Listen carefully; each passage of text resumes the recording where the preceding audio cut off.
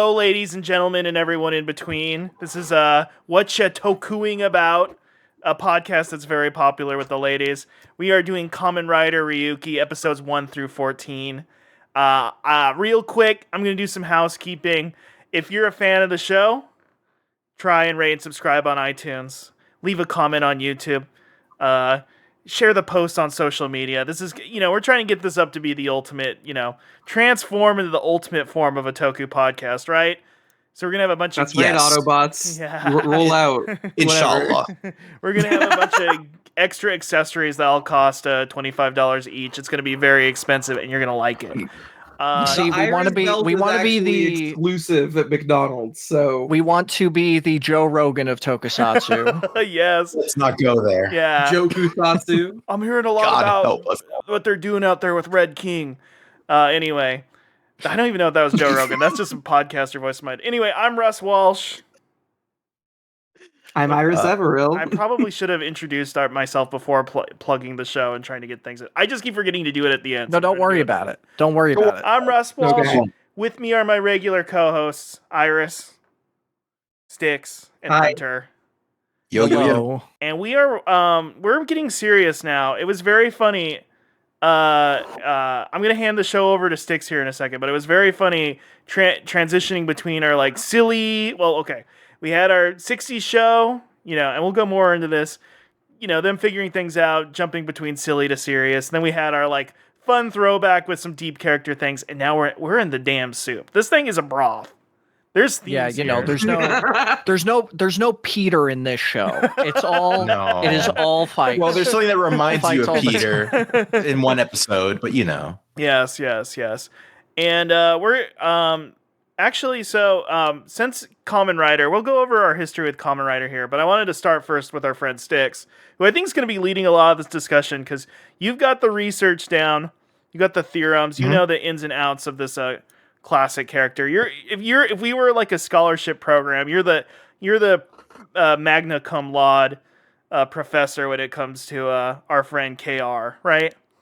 Oh, yes. Thank you so much. I'm flattered, but I would say I am fairly knowledgeable. Otherwise, if I wasn't, I think I'd be doing a little bit better in life if I didn't decide to over-obsess about Kamen Rider. Yeah. But yeah, so I guess, Stix, I'll just pose it to you first. What got you into it? I mean, we've talked a little bit about our Toku history. I think we even said some stuff, but like, what's the stuff that draws you back, or like, what's your favorite era or anything like that? I know Ryuki's special to you. Yes. So how I got into Kamen Rider again is just I already dwelled on this episode 1. Is just I got into it through hearing about it so much through close friends on Twitter and all that. And then finally, I gave it a try through one of the 90s movies, Kamen Rider Z-O, not the Z-O, but Z-O. And I loved it. And then I watched X-Aid, I watched Build. And that was around the time those shows were coming out. And then I went all the way back to Kuga, and then went mostly in order from then on. And when I first watched Kamen Rider Ryuki, the show that we're going to be talking about, that was 2019. Or like late 2018 or early 2019. So it's been a while, to say the least. But my memories are still pretty strong about it. So yeah, I've watched basically all of Heisei Rider, except for like Ghosts, but I'm gonna get back to it. And I'm alright. I'm sort of current on Reiwa. I'm not really. Like there's some shows I skipped or like I didn't really catch up much on or I fell behind on. And Showa, I made some progress on 1971 Kamen Rider, and I've read the manga, of course, the Shotaro Ishinomori classic manga. Yes, sir. But these things take time, and I don't want to burn myself out.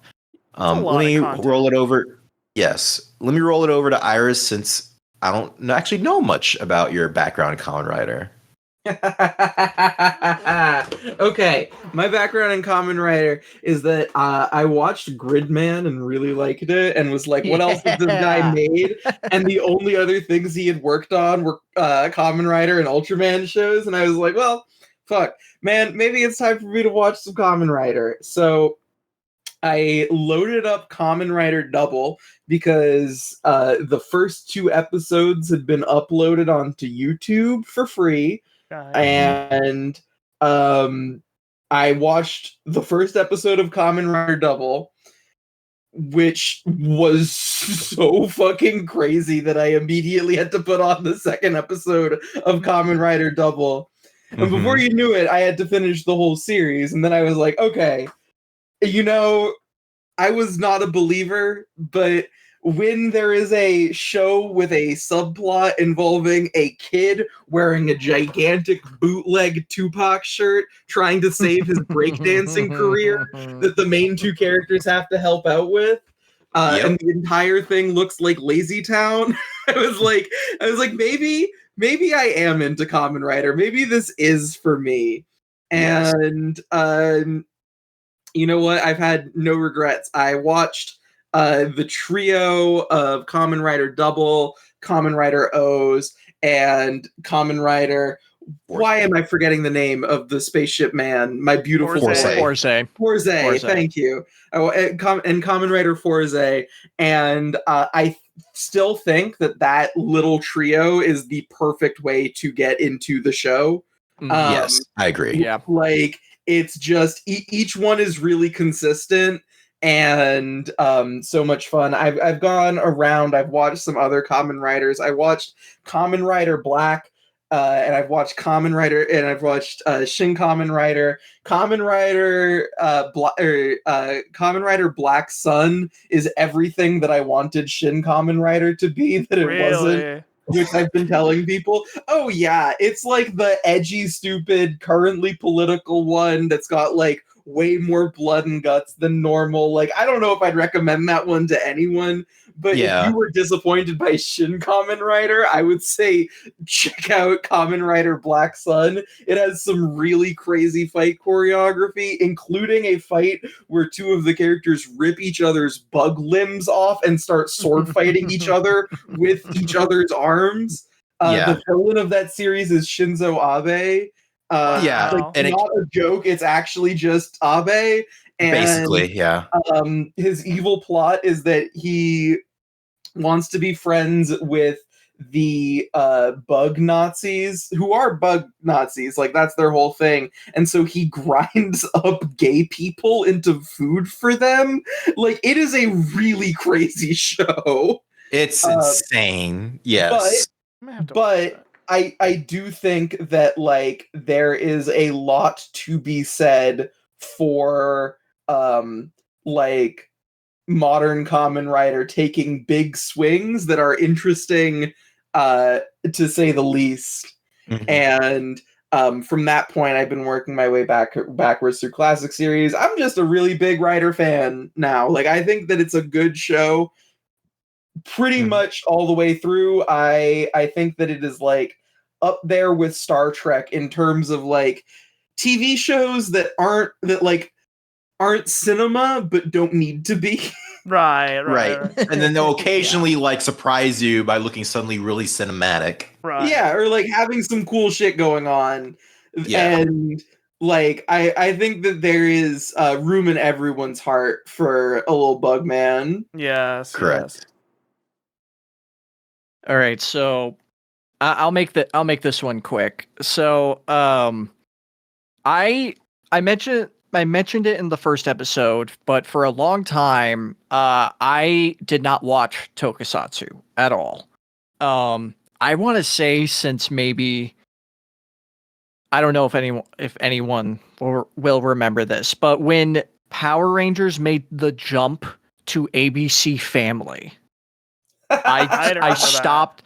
That was when I stopped watching, because for a while I didn't have that channel. And when I did, I started watching it again, and I was like, whatever. If only this was more freeform. If only this was more freeform. That's what ABC Family turned into, was freeform. Sorry, everyone. So I did not watch Tokusatsu for a long time. A friend of mine got me to watch the first episode of Kamen Rider Gaim when it aired. And then I was like, oh, this is cool. And then I didn't watch the rest of it. And then I saw the design for Kamen Rider Drive. And I thought that was the coolest superhero I had ever seen. I still have not watched that series in full. and And then a few years later, when Exade came out, I was like, oh, screw it. And I just downloaded I completely legally acquired my episodes of Kamen Rider Exade because I can absolutely understand Japanese. And this was early on. This was like right when the Christmas episode happened. Great. And after that, I started watching it weekly, and then I went through Kamen Rider Double all the way up until Gaim. And as I was doing that, I was still watching Exade weekly. I was still watching Build weekly. You're and I was crazy. watching all of the movies in between as well. Safe That's to one way say- to burn yourself out. Yeah. Yeah, there is a reason I have not finished a Kamen Rider show in about 6 years. Whew. But this year I've been trying to do better and like start actually watching it again. I've seen a bunch of other Rider stuff as well. I have seen both Shin Kamen Riders. Yeah. The original 90s and the Hideaki Anno one. I have watched seasons 1 and 2 of Kamen Rider Amazons. I do not Yes. recommend Kamen Rider Amazons. It's a fun watch. It's like Black Sun's like ancestor in a sense. I do not like season 2. I still to this day have not watched the finale movie, and I've heard the finale movie sucks. So it has good stuff in it. I swear it does. It has good stuff in it. I started Kamen Rider Gav. I did not finish it. I've been meaning to go back to it, and I've seen the first 15 episodes of the original Kamen Rider. It's a good sampling. And like Stix, I have read the Ishinomori manga as well. Yes. Great stuff. I love Kamen Rider. I completely destroyed my ability to watch it for a long time. Yes. But I think I'm built better for watching Tokusatsu now. So I want to try to go back and watch the ones I've missed. If I need to watch and finish Kamen Rider Drive. Right. I am currently in a battle with myself. For every year I don't watch Drive, I have to buy another Drive figure. I have 3. Dude. I have 3 figures of the same guy. That You might for a have a show you problem. haven't finished. Yeah. I'm not kidding. I love Drive's You should've- design a I'm lot. Shocked you didn't immediately go, we should watch Drive for the podcast. We should watch Drive. We should get to that, actually. Yeah, that would've been the a reason great so the excuse. reason actually for real why is because I have not seen any early Heisei Rider. Well, there None. you go. I have not seen Ryuki, I have not seen Agito, I've not seen Kabuto, I've not seen whatever the name of the Eyes. demon one is. Demon one. Oh, Deno. Yeah, Deno. No, I think his name is The new Hibiki. one. Oh, Hibiki, the other demon one. Yeah. Yeah, the one that stars like the 35-year-old man. Hell yeah. I genuinely, if anything before Double, if it's like a full length show, I have not seen it. Period. So that's why Perfect. I was like, Literally perfect. that's why I was like, you know what? Let me go through the foundational ones Yes. first. Good and then idea. then I'll watch my dumb cop show one with the belt voiced by a guy from Crazy Taxi. Yes. Anyways, Russ, you. I'm going to keep this super brief because I want to get to the show. I have been Mr. Yes. I mean, Kamen Riders was inspired me to do this podcast because I am the worst I'm the Whitman sampler of Toku and Kamen Rider. I've watched half of Kuga. I actually watched the first disc of this show on Blu-ray. I've gotten like miscellaneous episodes through Kamen Rider Black. I've watched a bunch of Kamen Rider Classic streaming. Just like if I need to go to bed, I'll turn that on sometimes.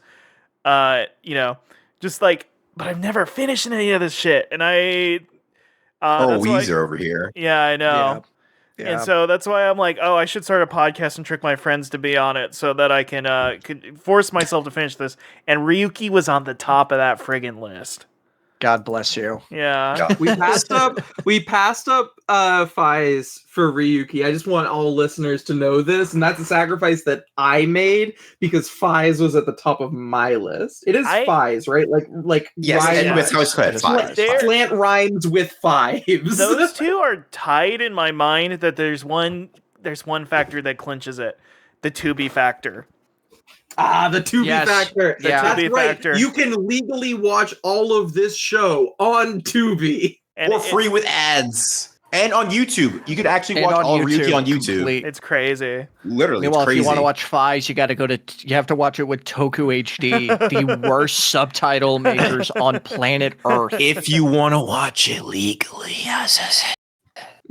Well, yeah, how else would we watch it? Yeah, because we respect Toho and their great brand, or Toei. Wait, which one is Toei? it? Excuse me. Toei. We respect Toei and their beautiful brands. We love them. We respect all Japanese entertainment companies. We purchase and watch everything legally. We have I have a legal satellite feed that lets me watch Japanese programming, and I wake up at 4 a.m. to watch all of this legally. So I live in the NHK studios. Woo! Oh, yeah. Like a goblin in the walls. Yes. Okay, but why Ryuki? Who cares? I want to watch the shiniest, newest one. Oh, this stink. Why are we doing this one, Stix? I don't even give a flip. Mirrors? What is this? The freaking circus? Am I watching dang clowns here? Come on. This aired on Kids WB. Why are we watching this? I do think that this might be the shiniest Kamen Rider, even if it's not the newest one, actually. It is very shiny. It is very shiny. So there's a lot of reflection and sunlight pouring directly into my retinas. It's beautiful. Let me set the scene. So, Heisei Rider had just started, and they weren't really trying to make it a thing. They were just like seeing it as like Shotaro Ishinomori revivals because Rider took a break in the 90s. So you had Kuga, that was very popular, of course. Then Agito had even better ratings. And they're like, we could just stop here. But then 9/11 happened in the middle of Agito. 9/11. 9/11. And then TV Asahi, the broadcasting company that broadcasts, Kamen Rider, and other things, they were like, "Hey Toei, we need to teach kids what justice is." That's how they reacted to 9/11.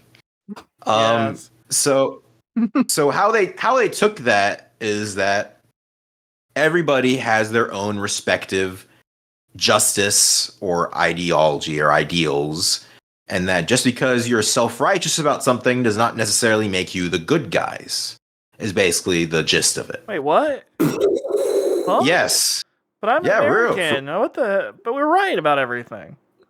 This also goes the other way. This also goes the other way because they're like, these terrorists, did something like this big attack, but they had like beliefs behind it.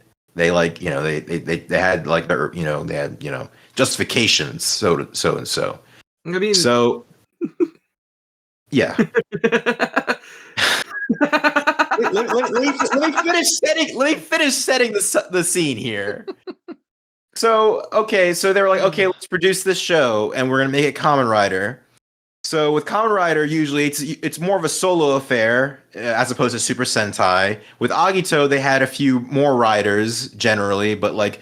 Generally, Kamen Rider is a solo show with occasional like guest legacy Kamen Riders in the past, like in Showa. Here, they're like multicolored. You can put a thing into a belt to transform, as opposed to just a belt by itself. And it's just there's now evil Kamen Riders. Not necessarily just because your name has Kamen Rider attached to it does not necessarily make you a hero. Wow. This was a big deal at the time. This was new. There was no precedent for this because, Shadow Moon, despite looking like a Kamen Rider and Kamen Rider Black, is not a Kamen Rider, and such and so forth. So that's why, as we'll talk about later, Shinji, who's supposed to be the more of like the heroic guy, You may think, oh, why doesn't he just fight the other writers? I've watched modern writer seasons. They always fight each other. Why is he such a pussy about fighting other writers? Well, that's why. Because that wasn't like a established thing yet. It was supposed to be writers are inherently heroic. So that's setting the scene, the background context of why Ryuki is the way it is. And of course, they courted Yasuo Kobayashi, whose previous tokusatsu credits include, let's see, Ginga Man from 1998. It's the 1998 Super Sentai season. I can't remember the Power Rangers version of that off my head. She wrote Time Ranger, which was, of course, localized to Time Force for Power Rangers. Let's see. She had, of course, a smattering of tokusatsu credits on like writing episodes for different shows before that, of course. So she has experience under her belt. And to help her write this endeavor of Kamen Rider Ryuki is the one and the only Toshiki Inoue, who had already was like the main writer for Kamen Rider Agito. He wrote nearly every episode of that. It's a thing with him. And he maybe is just the greatest nepo baby of all time. If I can, perhaps just, the greatest nepo baby of all time. Perhaps the greatest Dern because and him should collab. his father was one of the like main like basically the like main composition writer for a lot of Showa writer shows. So that's kind of a big deal. Yet somehow they weren't very communicative when Toshiki Inoue was growing up. It was just kind of like a separate, oh, that's his job sort of deal. It was just kind of like, oh, it just kind of like so and so supposed to be like happenstance that he became a screenwriter and then eventually started writing tokusatsu. So it's always so funny to me. oh, it is hilarious. This man's life is we could dedicate 2 hours just talking about this man. Genuinely, he's insane. He's a wild dude. He's kind of wild, and I will be talking more about this man. I'll try not to because he's technically not the main writer, but he does help a lot with this show. Right, and he creates a cohesive vision alongside Yasuko Kobayashi. And of course, he writes all the side stuff. He writes all the movies and like TV specials, and of course, other things for Kamen Rider Ryuki. Would you say that Time Ranger? Sorry, I just had a question. Among like American fans, I don't know how they feel over in Japan. That's constantly up there for like the most popular Sentai, or like it is one of the more critically acclaimed Sentai among American fans, from what I've seen. Yes, besides like Gokaiger, but Gokaiger kind of has that nostalgia factor to it. But yeah, anyway, sorry, please continue. Yeah, yes. So, where do I go from here? Because, and of course, the directors are all already established from working on the previous 2 Kamen Rider shows. I think they're all great. There's Hidenori Ishida. There's Ryuta Tasaki, who always does the pilots and smattering of episodes throughout. That man is amazing. Nagao Takaishi, I think his name is, etc., etc. So we got a crew going on with the producer Shinichiro Shirakura, who produced most of Heisei Phase 1. That man, I could also talk a bunch about him. But again, we're talking about Kamen Rider Ryuki. Now that I've set the stage and why this show is the way it is and why it's a little edgier. Well, I mean, Kuga and Nagito were edgy, but this is a different kind of grayer edgy. A gray edgy. So it's a little gredgy. Yeah. Gredgy. Yeah. It was very funny because we did talk about this in the Discord chat earlier where I was watching this. I was like, I'm getting 9/11 vibes from this, but also it is very American of me to automatically say, well, it's 9/11. I mean, this is 9/11 stuff, but yeah, it is so crazy that factored in. It factored in. It's inescapable. Inescapable. Very. Global impact. Metal Gear Solid 2, Shrek, all these major projects affected by a little event that we all will never forget. And let's keep on moving on, folks. No, but yes. But yeah. Do we want to do the I wrote a super concise recap so we don't have to go episode by episode like we did with Ultra Q.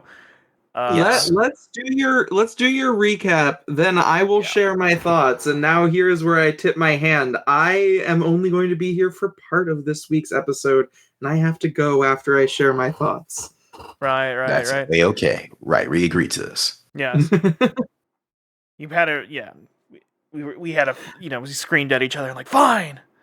Yeah, there was a fight backstage. It's over and done with now. We all but I transformed. do have to go. We grabbed each other's collars like these handsome Yes. men do to each other. Yes. You did It's that the wrong one move. series, but we did the thing where we caught each other's swords and each other's sheaths. Yeah. Then we had manly tears, and we were like, "Oh, we'll never battle again." You know what I mean? Yes. Or at All least right, I did recap manly time. tears. Anyway, so this is my quick recap, everybody.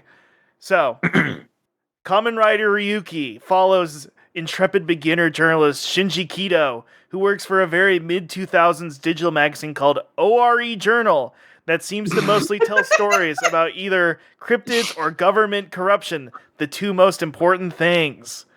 Is it ORE Journals or ORE? I can't remember. Like It's ore, it's- like the Ore. Japanese word Oh. ore. It's literally Listen, Ore Journals, yeah, Ore which is Journals. even got- funnier.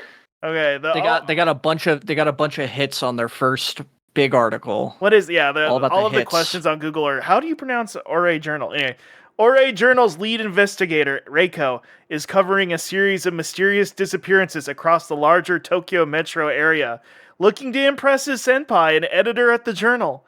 Shinji investigates an apartment where one of the disappeared sad saps was spirited away. Uh-oh, he's doing monomyth shit now when he crosses a boundary and enters into a bizarro world filled to the brim with Transformers Beast Wars level CGI. After a series of kooky and spooky circumstances, he forms a contract with a CGI dragon to become the show's namesake, Kamen Rider Ryuki. With his new powers, he promises to defend Tokyo from other nasty CG creations. He also forms an uneasy alliance with Ren Akiyama, aka Kamen Rider Knight, the human equivalent to Shadow the Hedgehog, and Yui, a nice lady. After donning the Kamen Rider mantle, Shinji believes that his mission will be kicking monsters, but quickly learns that he might be forced to kick people as well. After uncovering a mysterious murder subplot, Shinji is shocked to learn the ghostly apparition of Yui's malevolent grad student brother might be the impetus behind the mirror world entering our own. Said spooky postdoc also might be orchestrating conflicts between the riders, with the promise of a wish to whoever survives the rider battles. One such rider is Shuichi Kideoka, aka Kamen Rider Zolda, who's determined to earn that wish himself. He is the world's greediest man, a defense lawyer Scrooge type, who will defend anyone or anything if paid enough. An Epicurean with no internal moral compass, he is driven to become a rider when diagnosed with terminal cancer and given months to live, making the rider battles his one chance at prolonging his life. This contrasts directly with the scowling man Ren, who wants to resurrect his comatose GF after she herself got involved with Yui's brother's evil grad school program.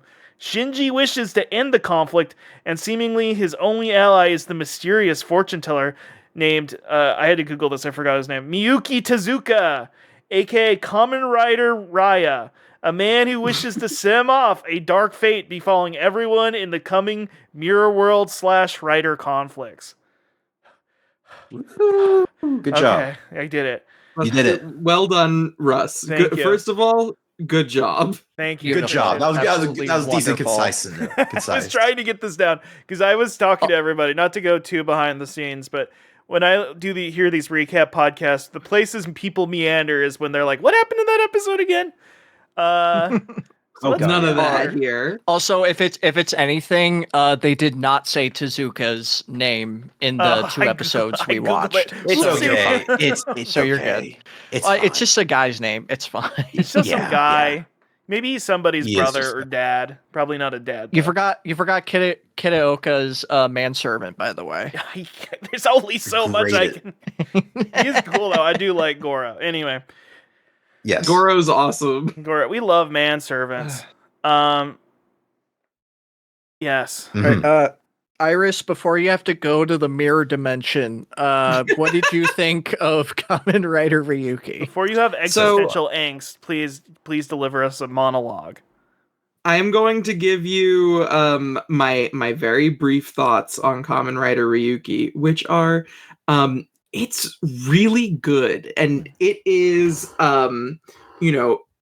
these guys will get into all of the character stuff soon. Suffice to say, I really like Shinji and Rei's dynamic. I think it's immediately very compelling. You can tell that there's like some kind of how do I put this? There's like a desire to kind of have two opposing ends of the rider pole with them. Like there it really is a Shadow and Sonic situation.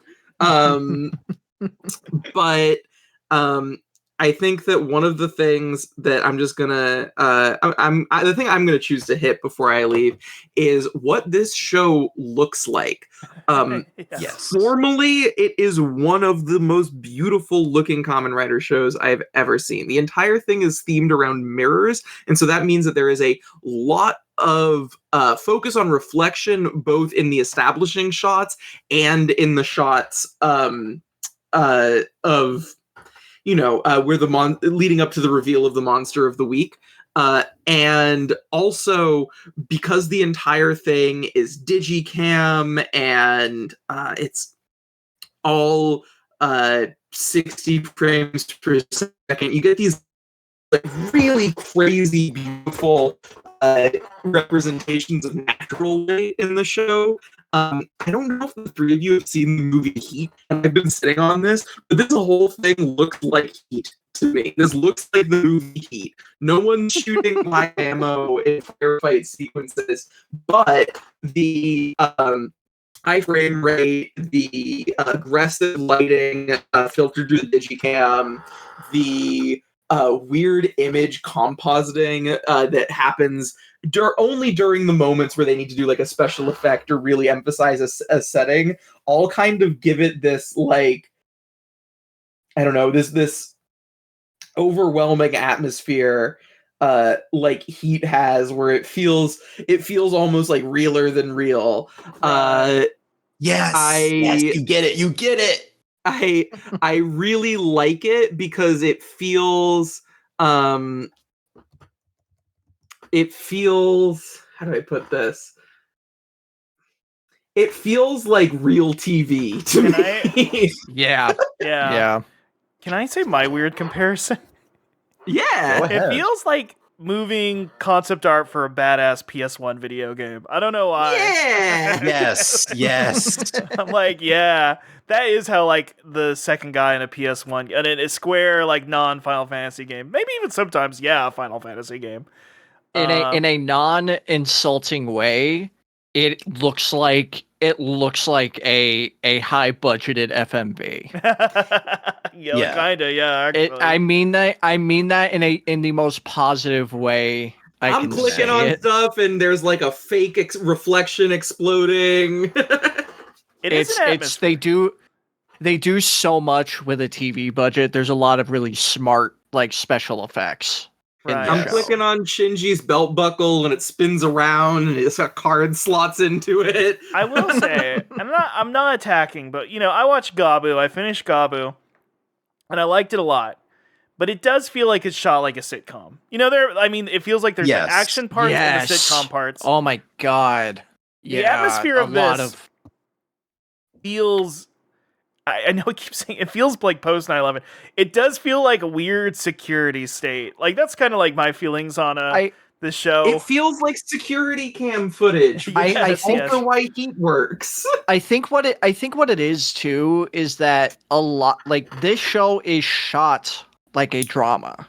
Right. Yeah. It's not shot like an action comedy show for children. It looks like it looks like an actual like show, like drama show you would see on like daytime television, and you do not get that with Rider, like modern Rider after a certain point. It does. For sure. It feels separate from Kuga too. That's what blew my mind, is that I was like, oh well, it's gonna look like Kuga because it's that same crew, and that felt like a police procedural. This feels like, I don't know, weird and like gritty sci-fi. I don't know. It's interesting. Or like you were saying Heat earlier, but Shin Megami Tensei is another touchstone that I think exists for this one. Yeah. God, Anyways, I would love for you guys to watch Agito because there's a mixture of those two things there too. Wow. Anyways, with that little introduction to the style of the show, I'm going to say farewell for now, and I will see you guys for the very next episode where we will be discussing the episodes chosen at the end of this podcast episode. But I will be there in full for that one. You can count on it. Until then, enjoy these three numbnuts talking about, things like Thank which you, characters sister. they want to kiss. You guys. All right. Catch you on the next one. Bye. Thank you. Bye-bye, Thanks, Iris. Now the Iris is gone. Now they've entered the mirror world to do battle. Yes. Yeah, so just initial thoughts. I mean, it sounds like we all like it. I mean, I think I even said at the beginning of this podcast, after watching Ultra Q, this is a much thicker broth. You know what I mean? Yeah. Yes. There's a lot of things going very on much. thematically, character-wise. So much. Yes. Can I say something right off the bat that I really like about it? Go ahead. I like that from episode 1 till episode 14, all of what we watched, it felt like one continuous story being told. Nothing felt self-contained. Everything felt like a two-parter. Which is I'm sure that's a common thing with like older writer, but that's another thing you do not get with. I know people hate this term, but I don't care because I'm an adult, and you guys, and everyone can deal with it.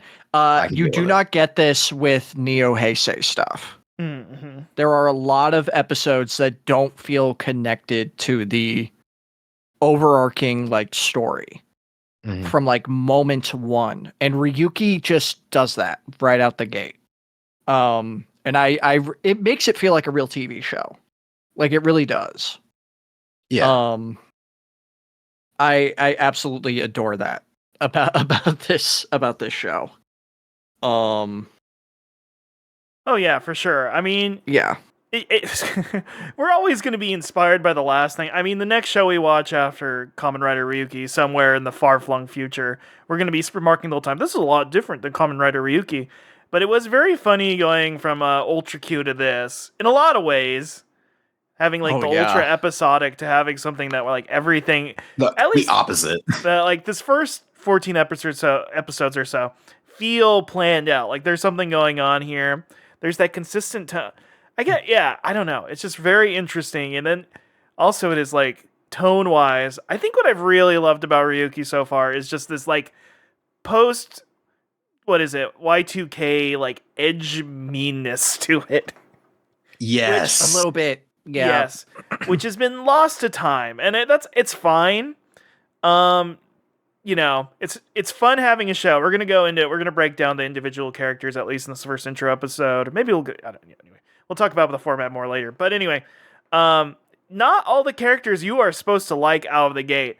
Even in Gabu, which I'm going to be comparing that a lot just because it's the newest finished series, there's a character, Hanto, if you haven't seen it, who has a strong moral dilemma throughout the series. But you're immediately supposed to be like, well, he's a good guy at heart. You know what I mean? Ren in the show is a dick. He sucks. He's a tsundere dick. Yes, like he is. Listen, he is insufferable. Yeah, like we get it. We respect our wife guys, or I guess he's girlfriend guy. But you're very much supposed to be like, who is this dick? And even Shinji, to an extent, he's a dork. Like he's not immediately supposed to be the coolest guy in the show. Everybody has everybody has pros and cons, but it's not like it's not the Poochie effect. He's got to be affirmative. He's got to have strong actions. His character is that he's learning and growing, and you're going to be annoyed with him at times. There are going to be moments when you're like, just take the fucking easy path, Shinji. This guy is an asshole. Why are you doing this? Can you lock the hell in, dude? Yes. Please. Yes.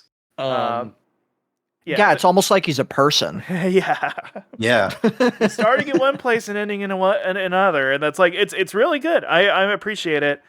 And just like I was talking about earlier with the tone, I keep saying 9/11. You take a shot every time you hear me say it. I would say, yeah, post Y2K 9/11. Like, I don't think it's commenting on the security state, but there's this whole kind of like thing happening in media around this time.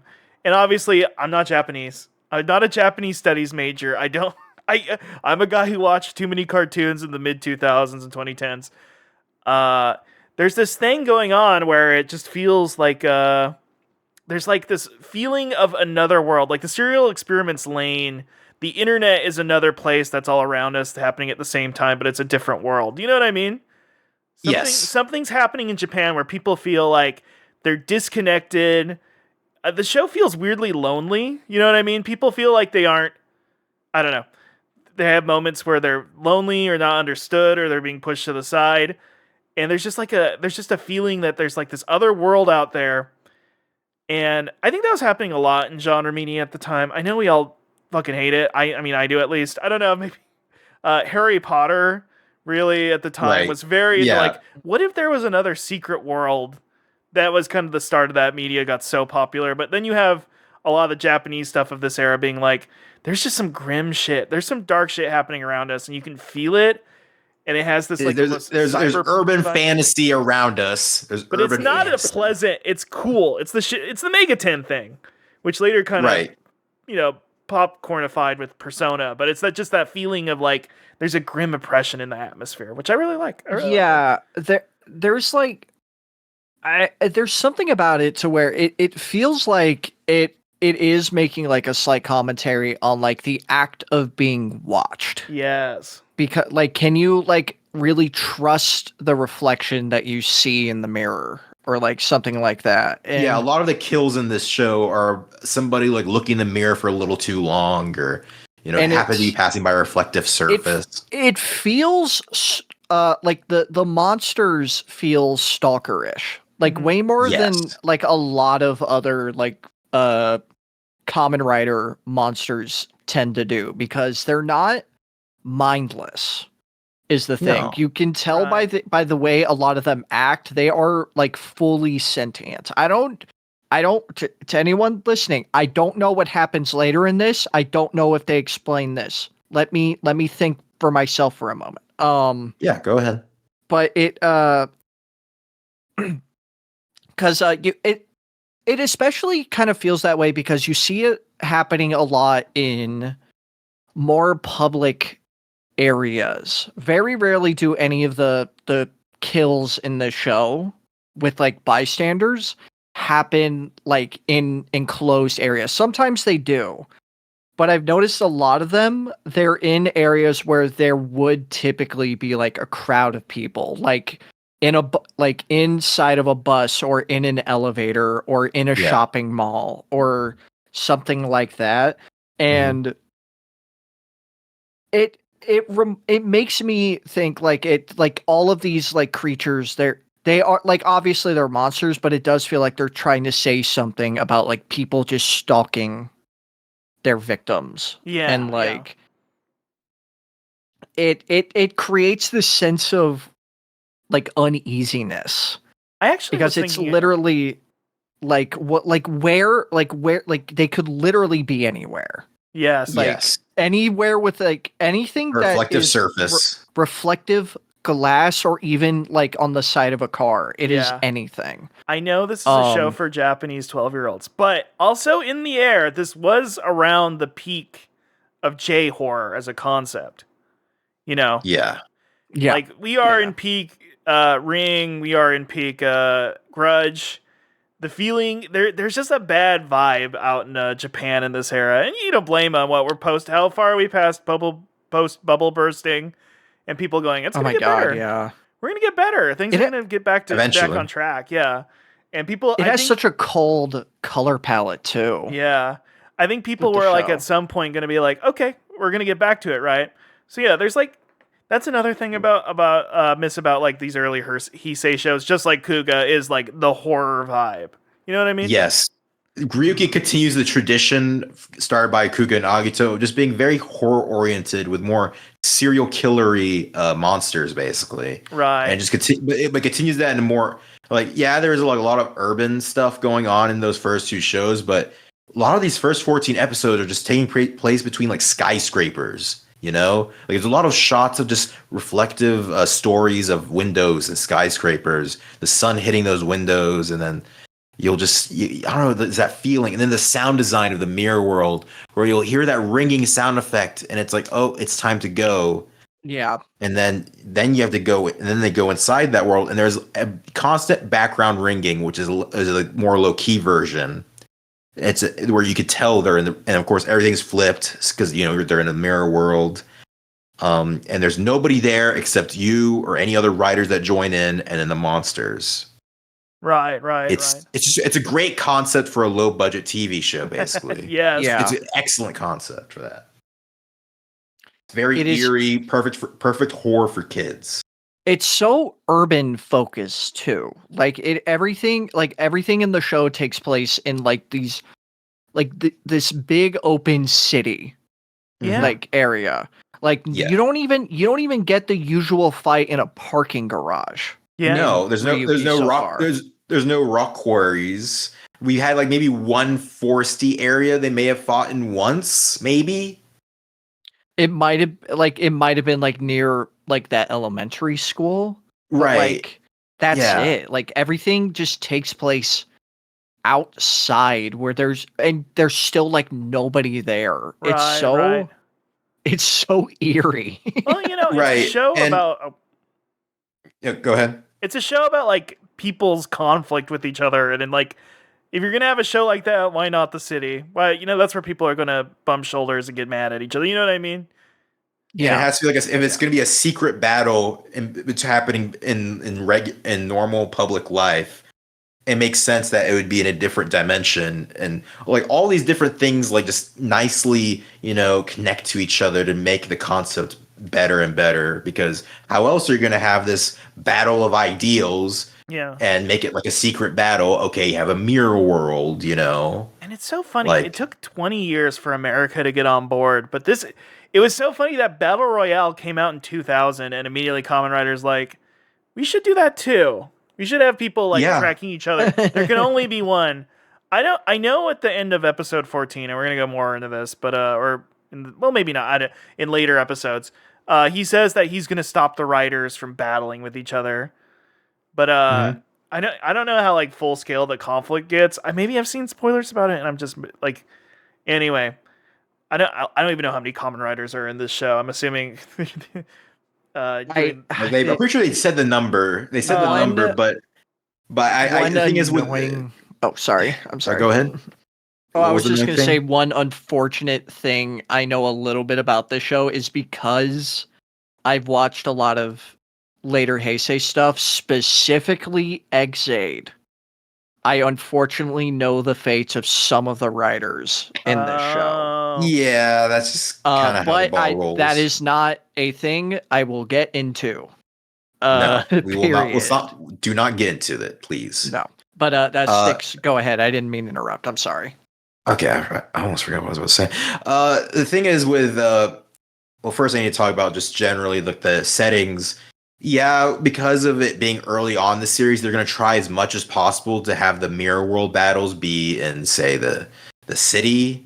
But of course, they're going to eventually go to the warehouses, and that's okay because warehouses, still have that urban flavor to them. I'd say. There's one warehouse fight in this. I remember. There's a warehouse fight. There's with scissors. It works. Yes. With scissors, because it's supposed to be like a shady guy leading you onto a place separate from society to surprise attack you. Get it? They do something a lot of warehouse fights don't do, and actually use the warehouse, as an environment of danger. Right. Hey, what? They'll kick barrels and later they kicked some barrels in Gabu. That counts. Yeah, but Gav is like one of the few shows that actually cares about the environment and its action. It's never an active environment. I guess it's always like an static. abandoned warehouse. It's very static, yeah. I guess I should ask, what do you all feel about the action so far? Just like from a pure entertainment standpoint. Are we enjoying the action, or is it like, okay, the sci-fi adventure is why I'm here, and then the action's icing on the cake or something? It's good so far, but I feel like we aren't seeing what the show is capable of Right. yet. Because probably by design, Shinji sucks at fighting. Yes, that's a good point. He is constantly swinging wildly. He doesn't use a lot of his extra weaponry a lot. Like you have to remember, there's shield vent. Let me use shield vent. Whoops. I have a dragon mouth gun. Let me get that. But it's no, I don't think we're seeing everything yet. But with Kamen Rider Raya, I think we're going to start seeing more interesting fights because we're going to start seeing more characters with more varied weaponry. Yes. Come out with like more interesting and like intricate fight choreography. It's good, but that's just it for me. It's just good. Kuga feels so timeless, and Stix, you can go more. Like Kuga feels timeless because those motorcycle fight scenes look so dangerous. They look so insanely Oh my dangerous. god. And in comparison, they do a little bit. It does feel like CG is the new toy. You know what I mean? Yeah. There's a lot of fights. I get that feeling, yeah. And I do wonder as the series goes on, is the new toy going to get stale and they're going to go back to kicking each other really hard? Right. I don't think there'll be as much motorcycle mayhem as there was in Kuga, which I think that is the last Kuga's time special in that way. They'll never allow that again, not in a million years.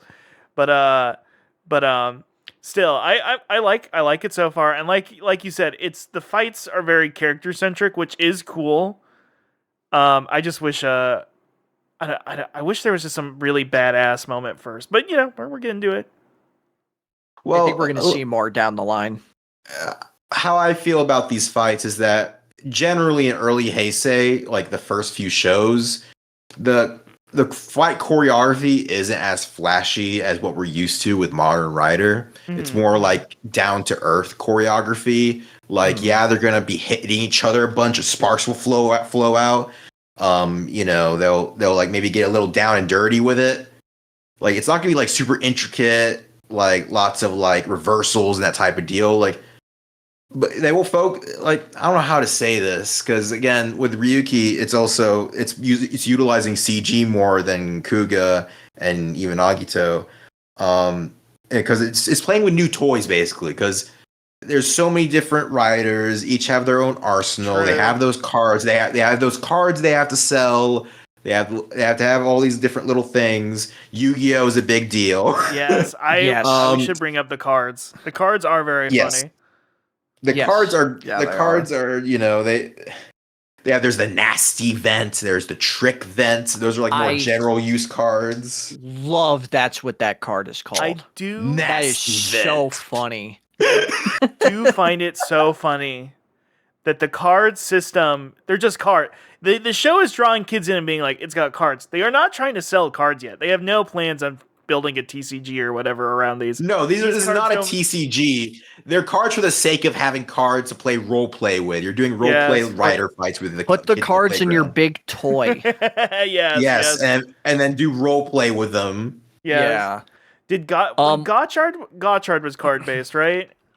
Yeah, Gotchard was card based. Yes, and it was more styled after like the arcade game they have that's like similar to Dragon Ball Heroes, where you put a card on it and like you move it or whatever to do attacks. That's why they look more like that. It's similar to how Kamen Rider Decade has those kind of cards as well. Okay. Going back to the action, one other thing I do want to note, if you look at the designs between Agito and Kuga and then Ryuki, the suits in Ryuki look a lot heavier and they look harder to move around in. Yeah, less agile for sure. So that's probably like part of it too, but that also feels like them trying to push what like a common Ri- rider, rider could can be. look like. Yeah, Yeah. no. Yeah, because is this the first rider in like at this point in the like franchise's history? Is this the first one that doesn't specifically look like a bug? Yeah, I would say so because yeah, basically everyone looks like has bug eyes or they have more. If they look more metallic, they still have those eyes as an indicator. Basically, every time, yeah, every time there's always gonna be those signature bug eyes. They might be But- differently shaped, but they'll be bug eyes. Yeah, but every rider in the show so far, like Ryuki has the big eyes, but he's not themed around a bug. He's No, themed they're around covered being a by those dragon. 2000. You know those like shade glasses in the 2000s. That's what Yeah, Ryuki has over his the eyes. hate, Yes. the hater shades. Yeah. The hater shades. Oh, but they're barely covering his big, beautiful, earnest eyes, which I think is a nice thematic touch on this character. The only rider that has like super visible eyes that you don't have to squint to look at. Is Ryuki the most common rider in terms of ideals? Isn't that funny? Isn't that so intentional? Yes. But I I don't- felt earlier. I'm sorry. Oh, sorry. I was just gonna like finish off with that. It's just like I found it interesting that like up to that point, everyone was themed specific after a specific bug or beetle, Yeah. and then here Right. comes Golga. this air vent with like wearing like big leather like like spandex. Here's a Batman with a sword, you know, Yes. with a cape and a sword. The It's so Airstream I Man. can't imagine being like a lifelong fan up to that point, and you just see Ryuki, and you're like, "What the hell is that thing?" What is going on? Yeah, I bet there was a lot. I remember there. I remember someone posted like old Usenet posts about like people first seeing Ryuki's first reactions to Ryuki from like American fans who were in the know about Japanese Rider, and they're like, "What is this shit? They've changed too much. The theme song is too J-poppy now. They can be manta Super rays Sentai. now. Like, what is this? Yeah, all these different like comments, and it just shows that because we're used to it, it's like, oh, you know, that's just it's just what it is. Right. Yeah. Right. I don't know. I just thought that was kind of interesting. No, yeah. All I was gonna say earlier is that it just reminds me of being like Kuga feels like a really crazy 16-bit RPG, like big bold designs, and then this one they're getting like everything's a little bit more intricate. You know what I mean? Yeah, I know what you mean. Right. I know exactly what you mean. Here comes Final Fantasy X. It's the difference between Chrono Trigger. I was thinking more and Chrono I was Cross. thinking more Final Fantasy VIII. You know, with the TV Vagrant static. story. Vagrant story. Am I right, folks? Hey, speaking of vagrants, we got our friend. We were gonna go through the cast and kind of break down their individual stories. Let's do that for real this time. Yeah, we got Shinji, who's our protagonist. How are you feeling on Shinji? We were just talking about Oh, ideals. Shinji. I love this guy. I Okay. absolutely love him. Because I think for this kind of show, I think he is the perfect protagonist. Yes. He is very idealistic. Right. Mhm. He's very headstrong. And I think having that in contrast with these characters who are very dour, who are very serious, and who are also idealistic, but in a completely different way. Yeah. I think he is the perfect contrasting points. There's a specific line in episode 15 without 14. giving away spoilers. Sorry, Oh, 14. 15. Yeah. Where one of the characters calls him foolish, and the other one says I agree he's foolish, but he's a better man than either of us. That's like one of my favorite lines in the show. Yeah, It's that's like I think hard. it's- Yeah. I think it perfectly encapsulates Shinji, because he's a friggin' dumbass. He's a dweeb. This guy is a doofus. He's a dork. even his motorcycle is dweeby. It's like not. It's It's, not it's a moped. Meanwhile, It's a here comes moped. Ren on It's his a friggin' moped. Harley Davidson. and then there's Ren. That contrast is so beautiful when they ride together. You can even see in the helmets, he's wearing this dinky helmet little helmet with like little goggles separately, and then here's Ren with this cool motorcycle helmet. Yeah. And then like you'll have Yui sitting on the back, and of course no one's gonna sit on the back of Shinji's moped. Here's your Kamen Rider, folks. Sorry, I can only associate. I guess it's fine with Toku. You associate things with video games and anime, but it kind of reminds me of how like Mega Man Zero, X was supposed to be the original protagonist, and he looks cooler, and he has a beam sword. And then they're like, he's too cool. We have to have a Dorko. It's almost how it feels like with Shinji and Ren. You know what I mean? We need a heroic hero of justice or something. Ren feels like the protagonist that should be the main character of this show. Yes. Yeah, he feels designed almost like that. Yeah. Because he has like he has like the sympathetic backstory. You have to grow on him. Tough on the outside, but you can tell he's that soft bit of like humanity in him. Amnesia. He even gets amnesia. He is made amnesia.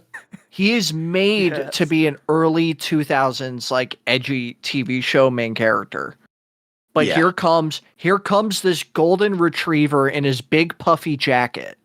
Right. And he's wonderful. I love that he kind of sucks at his job a little bit, but he's not too bad at it. He's not like Shinji. He's like only slightly bad. Right. I love that character. I absolutely I like love his whole dynamic. I mean, he's just always fun because every other character seems like they're in a different show than he is. You know what I mean? Everybody's having these very self-serious discussions about fate or like the state of the world, or even at his job at Ore Journal. They are straight up like Reiko is like having this like journalistic like I have to get to the bottom of this, and then he's like, "Yo, everybody, I bought shrimp chips. Sorry if it stinks the office up." You know what I mean? Yeah. It almost is say sorry, guys. I gotta live here for a little while. Okay. Yeah, like I can't pay my landlord. Am I right, fellas? Well, everyone's talking about like we gotta talk about these disappearances. And it's so funny that every other writer in the show is just driven by like pretty like very human, very standard goals. You know, like I have to save my wife, or I have to extend my life, or something like that, or you know, like the pure greed or anything. Like I want control over the world, and this guy, he's the only one who is standing for an ideal, even though he's probably the one least suited to reach it. You know what I mean? Yeah. Yes. Yeah. I wonder if there's like a deadly sin vibe to this. I don't think there is, especially with how many writers there really is in this show. Because I think I'm the only one who remembers the line, and then also again I've watched the show. They say there are 13 writers. Now, will all those writers show up in the main TV show? I'm gonna just tell you all right now, no. Oh, you know, I think that's okay to tell you guys. Does his writer design have the Cross of Fire like featured on it in a way that I'm not understanding? I'm trying to remember. Maybe it's just because he's on fire a lot. Maybe that's the he's red. He's got like the what kind of dragon is the drag redder? Is he Chinese dragon? Yeah. It's definitely it's a Chinese dragon. Right.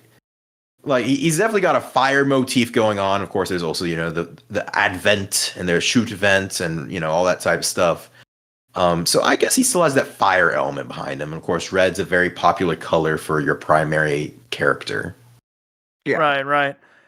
The other thing I really like about this show is that in my head, I don't know, maybe it's the bad part of my brain that power scales, but immediately when he contracts with a dragon, I just immediately assume, well, the dragon has to be the best one. You know what I mean? I don't know why. Yeah. And then in the show, it clearly shows that he is low. He is a low on the scale. Like he has to build up. He has to get the power levels up. Yeah, he has to eat more monster souls. Yeah. Yes. Speaking of battling and leveling up, let's talk about the big strong guy. Let's talk about Ren and Ren's his big jacket. Oh, okay. We did talk about Ren a little earlier, but let's really delve into Ren. He's so good. He's why I'm watching this show. I'm gonna be honest. This is the shit I live for. Is the guy? He's like, nothing is right. You know, in JRPGs, when characters like Cloud Strife or I'm forgetting Wall. Squall, yeah, Squall. Squall Leonhard, go ellipses ... He does that with his face. He does ellipses Yeah, he with does his ellipses face. with Yeah. his face. He's so good at it. I love this It's just guy. this needlessly vague. Yeah, He like doesn't say anything. he doesn't like to explain things. Like Shinji, like, why are you doing this? Or like, why are we? What's like? Can you explain this rider battle? And he's like, I don't. I don't need to tell you anything. It's like, wow, what a I'm your dick. teacher. This is Am I- a lovely first impression. No, he's awesome. I love Ren. I think I'm a second rider guy. You know what I mean? In any show, Yeah, the that second rider, archetype. Yeah. that second, the guy who's like, and I love that like 2000s era anime, like grim fate guys. I don't know why. Maybe at heart I'm an edgelord. Maybe I'm Chuny at some point. But just he's such like a fun version of it though, because like they give him enough that he's a dork, or that he Yeah. like Yeah, Yes. he gets himself people in trouble. call him out on it. There's like a scene where he is a huge dick to these two cars that are trying to pass him for no reason. They get in an accident and Shinji has to get him out of it, and he just goes, I would have dealt with it. It's like, dude, he makes everybody's life worse. I think even his beloved girlfriend is like, you gotta fix this, man. But That's Have you why I thought love about you, though. changing your personality? Yeah, she asked that twice, and she's like, "Well, I like you for your personality, so maybe that you shouldn't. I don't know." Oh, what a guy. Ren is so awesome. What a I don't. guy. In the Shinji Ren war, but I get why they have to have Shinji be the main guy to have that arc, because if Ren was already having to be like, oh, or like I have to save others, it would already like cut his edge off Too early. Yeah, and who knows? He might go on the self-destructive path. There's also that like the danger and fun of having a character. I have no clue where he's gonna go. Shinji probably will face trials and tribulations and learn a darker side of himself. This guy might go full demonic. You know what I mean? Yeah, he has the capability to just completely go off the rails. Six just For his knowing own, like- Herm. Yeah. Yeah. But yeah, also maybe he doesn't have that dog in him, and Maybe maybe he it's all a doesn't. front. there Hey, are someone calls him out. yeah, he gets Someone called yeah, out. he's- him out. He gets called out a bunch for that. Yeah, even though he technically is the reason why one of a Kamen Rider we haven't mentioned because he's only in 2 episodes. Scissors. Yes, Kamen Rider Scissors. Oh, this He's the reason he dork. technically dies. Like the show won't try to attribute the kill to him because we're trying to say, oh, Ren will talks big talk, but he won't actually go in for the kill. He technically does kill Scissors, like maybe a little indirectly, but he does it. Right. Yeah. Like he's the one who destroys the card. Like he hits the card deck with his sword, and you hear a breaking sound effect when that happens. And then he de-transforms, and then the effect happens when you stay too long in the mirror world. And then oh, get me out of here! And then his monster eats him. So Hey, shoutouts to him for never using that strategy again. Yes. Isn't that interesting? maybe that tells you something. Yeah. No, yeah, I agree. I think Ren is a very, very fun character, and it is a character that Kamen Rider keeps trying to redo. They Oh nailed yeah, it they once. love this character. They love the guy with a girlfriend who may or may not be dead or lost, or they have like a tragic family loss. Or I know they love I've this character. I know just now- I've brought up the show so much, but I keep thinking about Exade. Yes. Yes, there's like there is two. a direct like I Can I be and honest? one of them I like, the other one I don't. I just realized something. I wonder how much Toshiki Inoue had to do with the creation of Ren, because if you think about Inu Brother is just a highly specific parody of Ren from Dawn Yeah. Brothers. Just Yeah, very yeah, highly specific, like Very edgelord- specific. I've never Edgelord. seen it, but I've seen the character, and Yes. he looks remarkably like him. You know about his famous prostate exam, so Oh, of It's Right. course. He passed of course. He's it. past it. Well, Classic. Ren failed his, and that's why he's so dour. But yeah. Now, the question is, who has the cooler rider kick between our two heroes, or our hero and anti-hero? Do we like the dragon flips, or do we like the spin The spinorama? the cape kick. I gotta go. I- Cape, man. I'm sorry. I'm sorry. I'll be the outlier. I like the dragon. Wow. I love the like dragon. classic That's my kick. preference too. Actually, I love that Wow. more. Maybe Because like it's just such a cool sequence. Because the flips, the transition between the flips is like covered by the dragon moving around Shinji when it happens. So it's like a nice little it's almost like a slideshow, but it's like a fluid motion in a sense, and it's like perfectly lines up, makes that last like flip so satisfying when it goes to the kick. I don't know.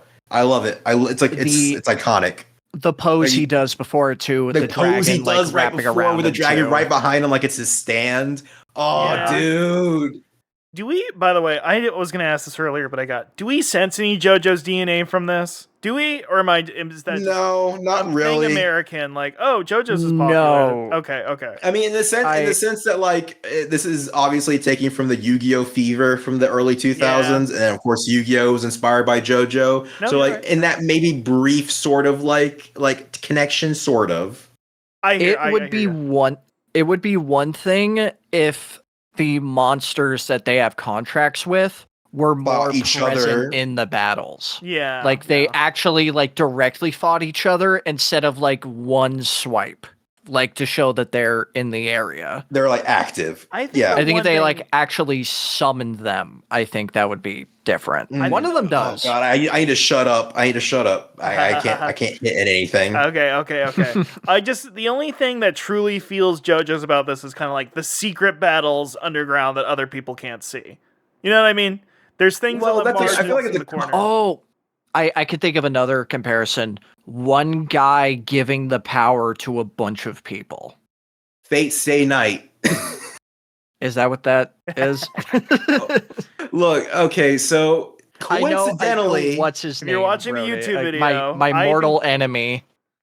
look, Kide Koto. Okay, so this is a complete coincidence. Actually, like we have confirmation it was not intentional, but there is so much like if you read the visual novel Fate Stay Night, you will get a lot of Kamen Rider Ryuki vibes. And then, of course, Fate Zero is written by Gen Urobuchi, and it's more explicit. My mortal enemy, Gen Urobuchi. You're not a Saya no Uta guy? He wrote 3 of the worst Godzilla movies I have ever seen in my life. What are they? Those CG ones on The Netflix. CG anime on trilogy you, that come no one on. talks about. Those movies suck. I hate them. Listen, let the man get his Netflix back. Everybody else got it. I actually like Gaim. It took me a while to warm up to it, but I actually do like Gaim. But those Godzilla movies stink. I will never forgive him for It is. that. It is really funny. Because there's two types of Rider fans: ones who watch Gaim then Ryuki, and then those who watch Rhyme then Ryuki then Gaim. That's funny. So it's funny Oh, you're on God. that end of it. Yeah.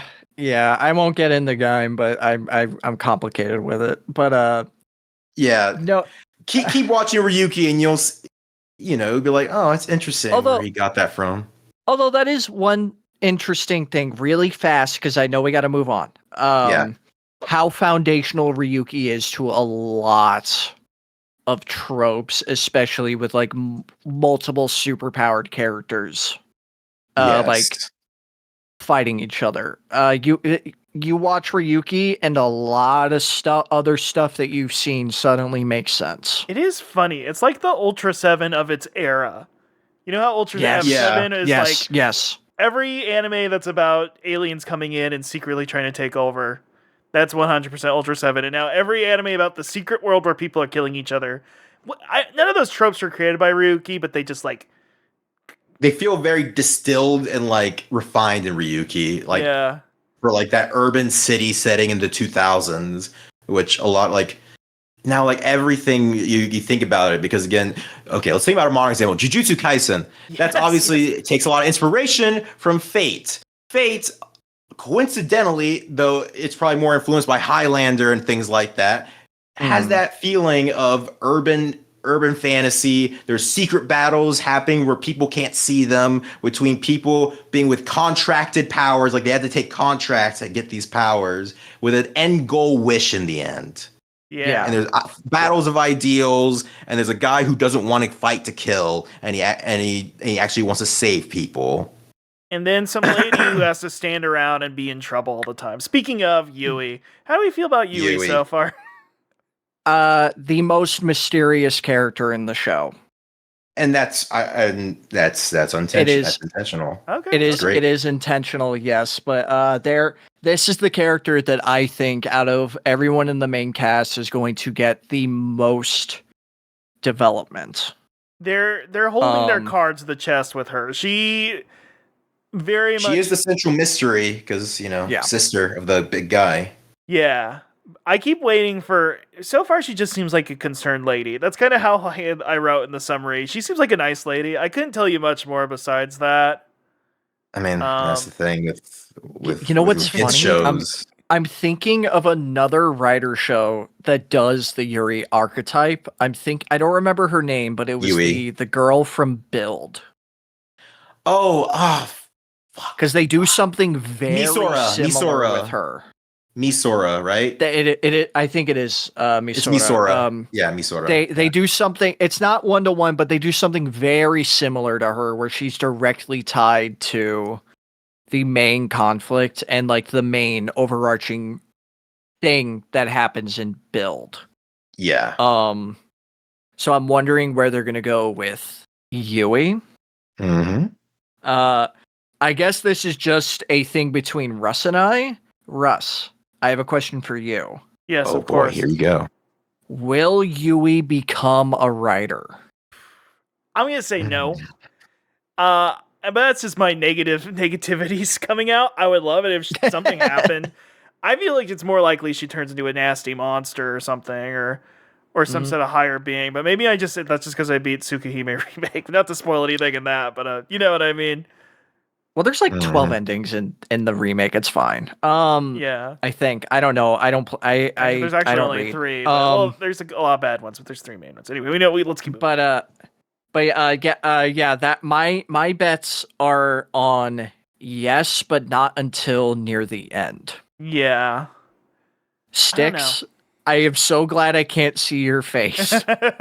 yeah. I'm glad because it would reveal everything, really. Yes, yes, I know. But I think that's a fun thing to do with a first time watch. It's good to get like your theories going around and me to quietly observe these theories. Can I just ask you purely? Do you think Yui's depth? Like we're just scratching her surface here.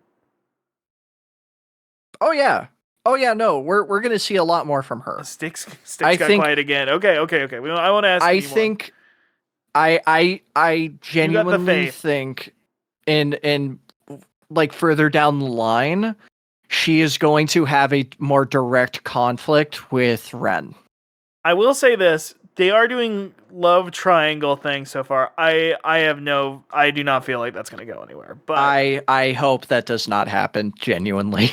I don't know. Okay, let me pitch in on the love triangle bit. So the first time there's any sort of thing hinted there, or even like someone commenting on it, is when the aunt comes in. Yeah. And the thing with the aunt is that she's a comedic relief character. Right. Yeah. Draw your conclusions from that. I only bring it up because Toshiki Inoue's name is attached to this project, so. Yes, and and coincidentally, the episodes that introduce both the aunt and the lawyer are written by him. And Kobayashi. And he loves he loves that shit. He loves that shit. That's why, like, you'll notice the characters are slightly differently written when he's writing an episode. Shinji will be a little less down to earth in his buffoonishness. It'll be like, I just had a nightmare about the office burning down, so I'm going to put a fire extinguisher all over the office and ruin all the computers. Just actual genuine stupidity, and he's just like making faces like a 5-year-old at a dinner table. Yes, or like Ren will be more playful in his like teasing of Shinji, right. Yeah, like he'll keep mentioning the debt, or he'll be like, "Oh, Yui, stay away. He might kidnap you too." You know, like he'll be a lot more like playful in his dickishness, where in other episodes is more like straightforward standoffishness. I wish it was like Yeah. Jetman and he pulled out a saxophone and played a sax solo, but we don't need to go in on that. No, no. And then Yui, like for example, Yui was like she would smile a decent bit in previous episodes, but then when the ant comes in, there has to be like a whole scene where she's like, "Come on, Yui, smile more. You're serving customers," and she has to put like an awkward smile, even though we've seen many genuine smiles from her in this show so far. Right. But because you gotta have the comedic relief character scene with the overbearing ant, Her Yeah, intuition how is it never is. wrong. That's her catchphrase.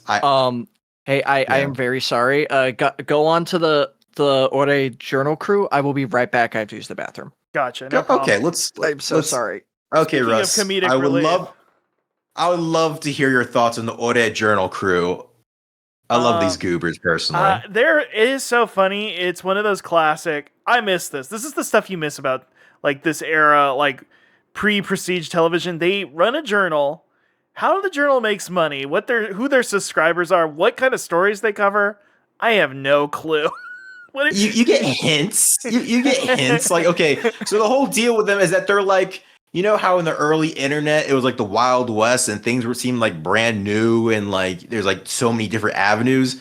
They're that. It's like, oh, the novelty of reading news directly delivered to your flip phone in early 2000s Japan. That's Ore Journal. Okay. That's why you see those scenes in the first episode of like you get there's a random NPC like passerby who like checks his flip phone and got a message, a notification from Ore Journal updated, and he'll read it on his tiny ass flip phone. Right. And basically they give the impression of being a little bit more like a scandalous, like trashy-ish, trashy, but like not really. Like Reiko is trying to elevate like, pin it down.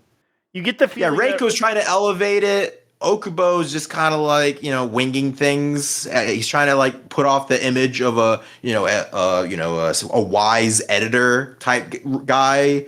The senpai guy. And then Nanako is basically the back end of things. She deals with the IT. She deals with the accounting.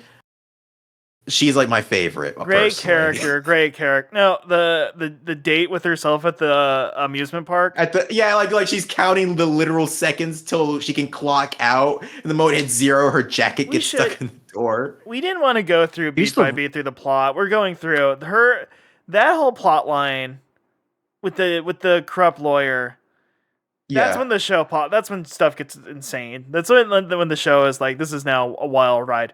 Not that the earlier stuff felt like great world building, very atmospheric. That's when I'm like, this is the Kamen Rider I know and love, in terms of like because that's that Toshiki Inoue touch. Because he wrote episode 7, 8, 9, 10, which is basically that whole first Zolda arc, basically. Oh my god, did he create Zolda? The thing is, again, like this is like collaborative project. Yeah, The great thing about the show is that like once it goes back to Kobayashi writing, it doesn't feel like the show suddenly switches to a different reality. It references events from the previous episodes, like their important plot points. So it's not they're communicating, these two people, Kobayashi and Inoue. They're creating a cohesive whole, but like playing to their strengths on what episodes they get assigned to write. Basically. Right.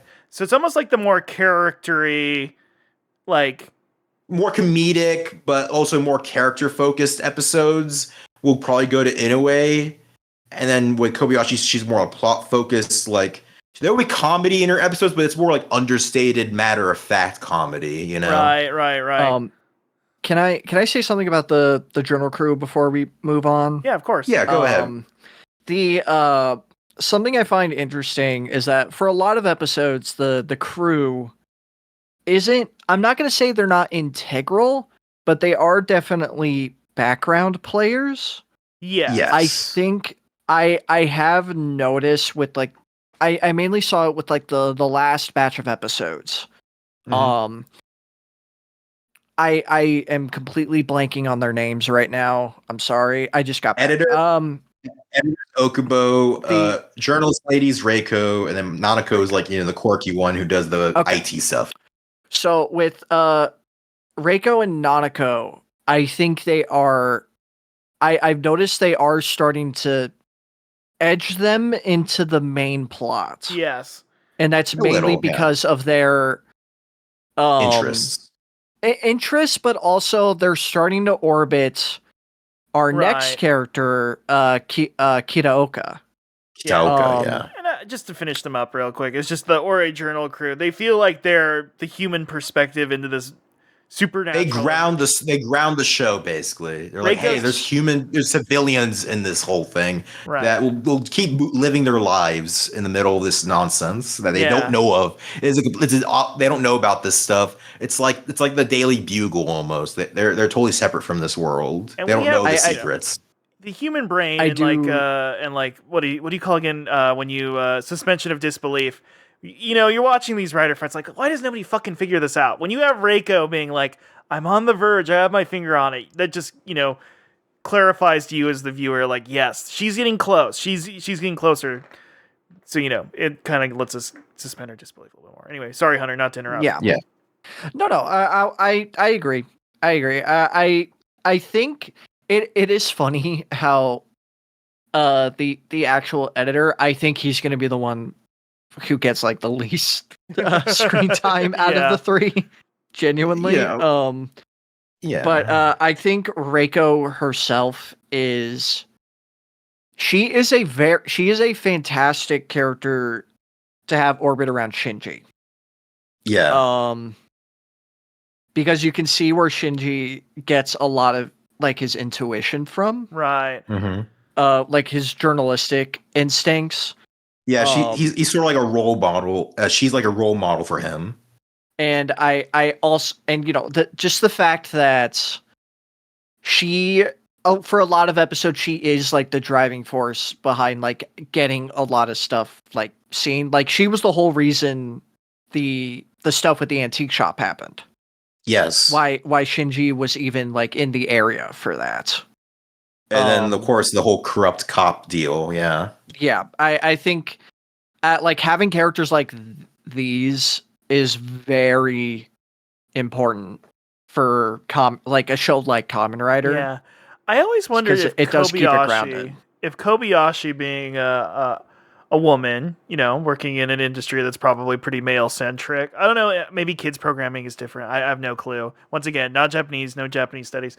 I wonder if Reiko is kind of like her. See, this is such a loaded word because people use it as an insult, like author insert, but just like a stronger female presence. I don't know. Do you know what I mean?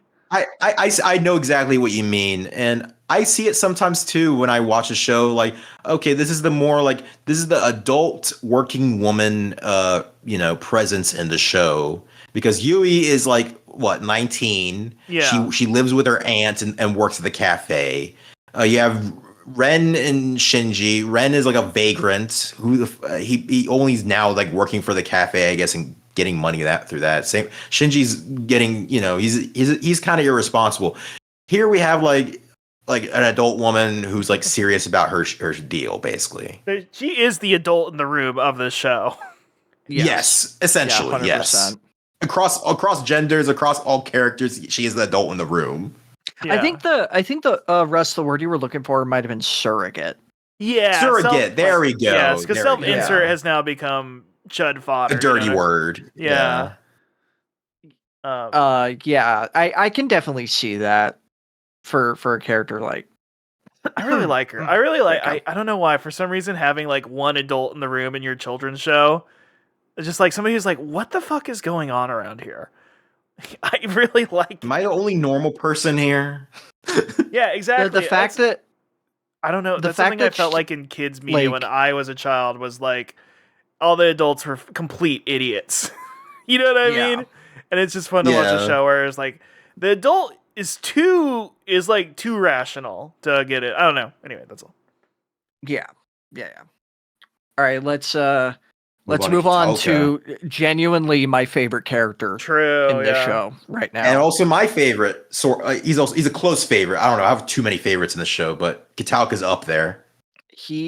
I love this guy. He eats sucks. up- It's great. He chews the scenery in like every scene. every scene he's in. He sucks. He is insufferable. You want him to get punched so bad. And he does. He gets He punched does. plenty, and it's great. Plenty, yeah. I also think out of the four actual riders that we see, I do not count Scissors. That guy is like the blue meanie to me. He's a jobber. He is. Yes. Yeah. It is his reputation in the fandom. Yes. Kitaoka has like my favorite design. Because I don't get me wrong, I love Ryuki. I think Ryuki actually is the best, but Kitaoka looks so different compared to Shinji and Ren. And the fact that his finisher is not a kick, he just summons a robot and just plugs in his gun into his back. Like a awesome toy that you kids should absolutely buy right now. I just think that's so interesting. I also like the idea of a rider's primary weapon being a firearm. Yeah. Right. Because it is like visually so different. Because in a lot of shows, they won't really use the gun. Like they'll use the gun mainly, like, and then they'll just start hitting people with the gun. You know? Yeah. Yeah. But here, no, this guy shoots with his gun like he's RoboCop. Like he holds the gun like he's RoboCop. Like he uses the gun like very like aggressively. Like he doesn't let up with the bullets.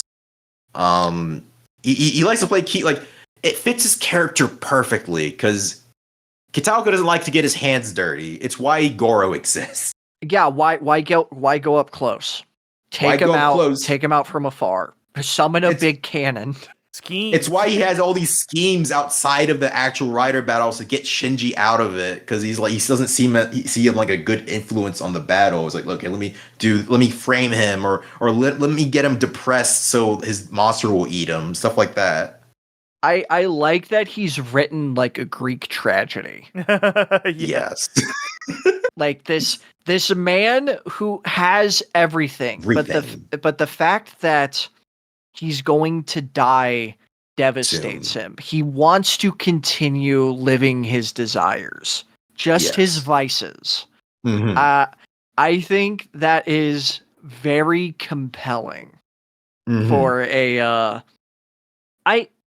Right now he's an antagonist.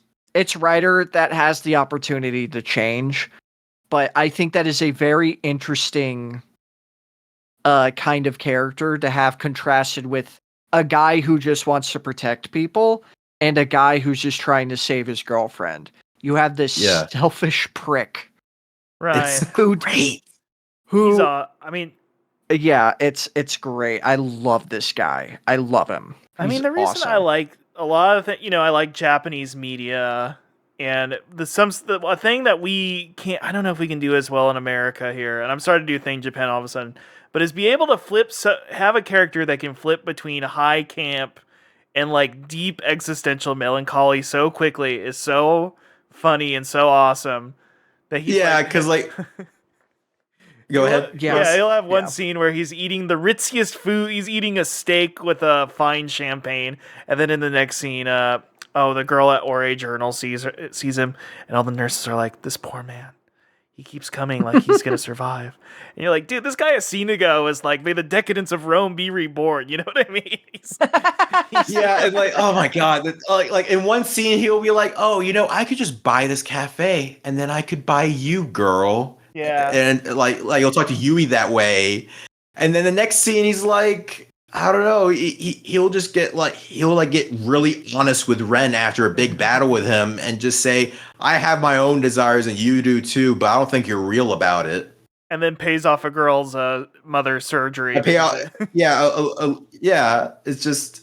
Also, he's so and then what completes him is Goro. Goro is one of the greatest character ideas. Yes. You have this extremely heterosexual lawyer guy, prick, totally corrupt, but his little quirk is that he has a manservant who lives with him and like cooks for him and shaves him and does all these like secretary type stuff for him. And you think there's something a little bit more with that because it has like this homoerotic touch to it, and it just completes the character. It's perfect. Because he looks like a Yakuza, but he's the softest teddy bear, softer than any other character in the show. I think he's. I know. I'm sorry. I keep theorizing. I am very. It's terrible. I am excited to see where he goes, though. Yeah, because I think we're gonna see a lot of really, really good things, especially after episode 14. What they do with him in that episode, I think, is fantastic. I do like that everyone else in the show thinks he's like, oh, this guy's Yakuza, he's bad news, and Shinji's like, this poor man, or like, I don't know, he's like an internal trust and respect for Goro or something. I don't know. He just has like this weird mutual respect. I don't know. It's interesting. Like I don't know. I guess he just sees him as like as a fellow guy. I guess even though he thought he was Zolda because he did a pose once and he was cool kicking those executives' butts one episode. But like it's, I think that also speaks to Shinji because he tends to see the best in people. Good in people. Like even Kitaoka, when he like first actually hangs out with him, Kitaoka is just showing him all these lavish things that he's doing, and Shinji's like, "Damn, you do this cool stuff all the time." And Shinji's such a dupe. I love him. And the moment he asks, like, I don't know, like just living for like all these desires, isn't that kind of hollow? Immediately, it makes Kitaoka's like mask crack. Yes. And I love how at the very end, after Kitaoka just says, yeah, you can go now, just get out. Shinji just says, I still like you though. Yes. And he just leaves. That's part of why I love this character so much, because he works with what the show is doing. Yeah. It's just like this clash of ideals on how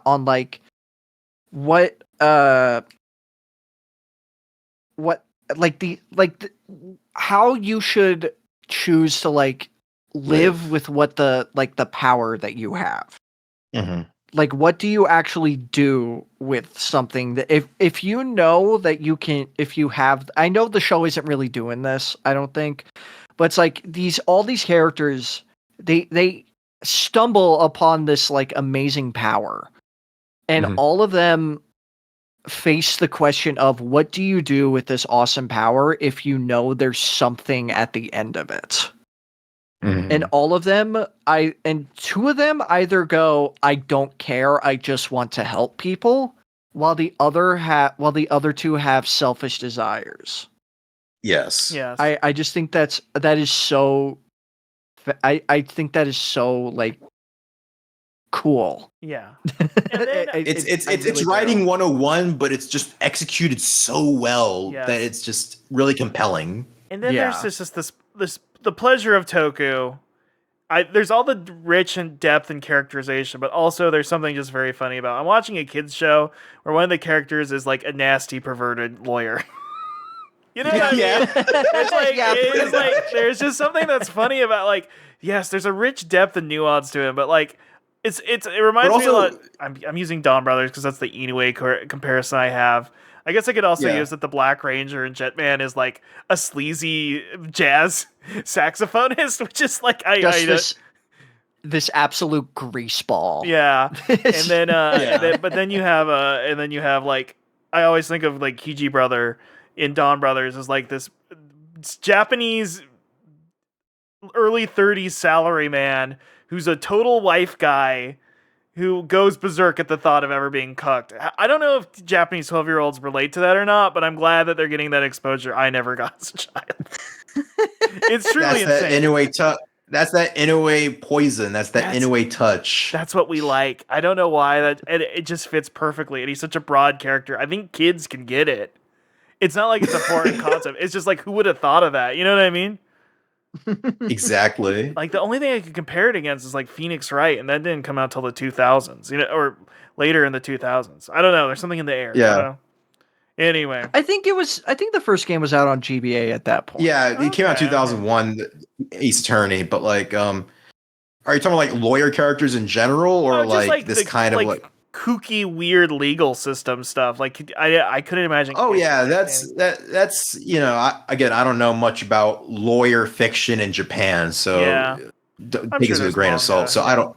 I'm sure there's manga that Ace Attorney or Ryuki took from, Right. but it still like it's great to see these these different like sides and like just this like the multiple layers you can have a character like represent.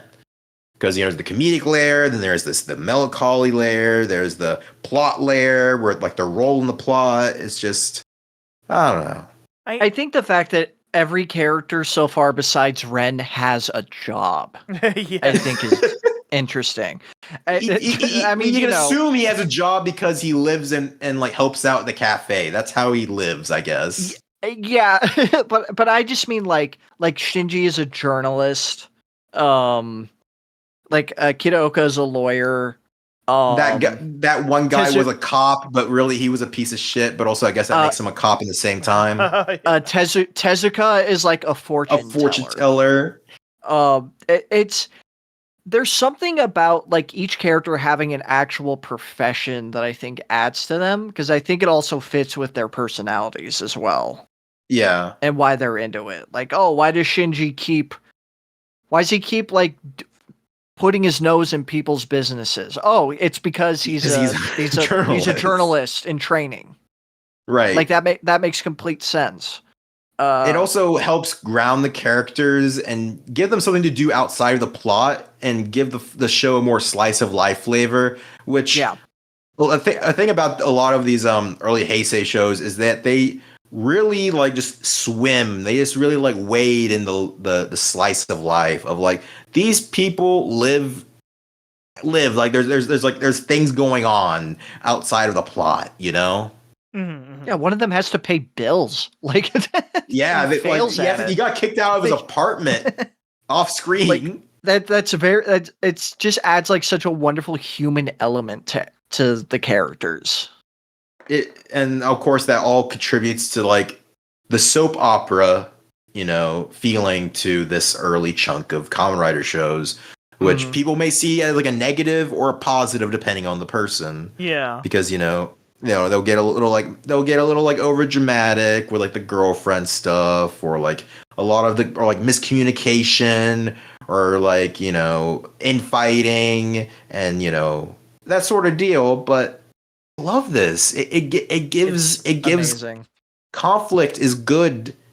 It makes you. I don't know what to tell people when I say that this is my preferred Kamen Rider, even though it is the exception to the rule with Kamen Rider. These shows. It's not as fun if they're in the suits all the time.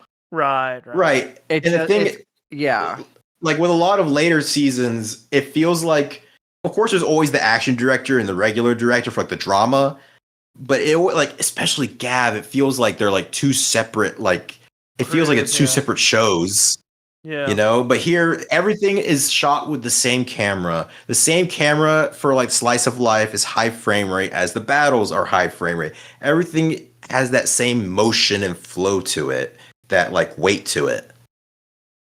Yeah. I don't know. It just all because like there'll be a battle at the end of an episode because you gotta have a battle by the end, but there's a bigger ratio towards the drama end, and by the time you get to the battle, you're like, the battle's not as good as the drama. Sometimes it's just kind of, that's just how it ends up being because of how compelling it is, and the battle just kind of feels like almost like a bookend to the drama. Yeah.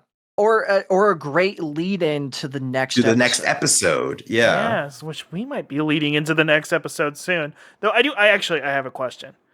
We've talked a lot, me and Hunter, about like the theories and how are you enjoying it as a rewatch, Stix?